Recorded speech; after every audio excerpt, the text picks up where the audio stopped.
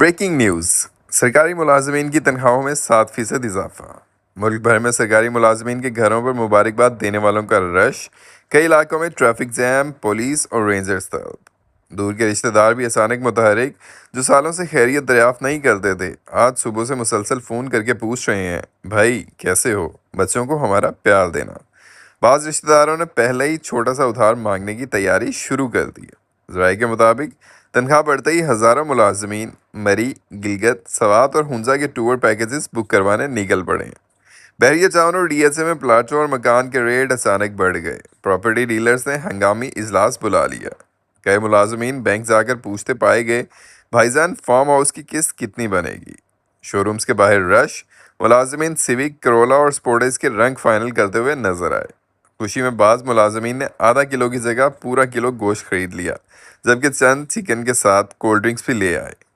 इतलात हैं कि मुतअद्दिद मुलाजमीन ने चाय के साथ पूरा बिस्किट पैकेट खोल दिया, जबकि चंद इंतहाई खुशहाल मुलाजमीन ने समोसे भी खरीद लिए। मौशी माहरीन के मुताबिक अगर आइंदा साल भी 7% इजाफा हो गया तो कुछ मुलाजमीन महीने के आखिरी हफ्ते में भी जेब में 500 रुपये रखने के काबिल हो जाएंगे। फिलहाल सूरत हाल काबू से बाहर है, जबकि IMF ने तशवीश का इजहार करते हुए हुकूमत से वजाहत तलब कर ली है कि इतनी बड़ी मुआशी आज़ादी आखिर कैसे दे दी गई। नोट: इस खबर का हकीकत से इतना ही ताल्लुक है जितना 7% इजाफे का महंगाई पर काबू पाने से है।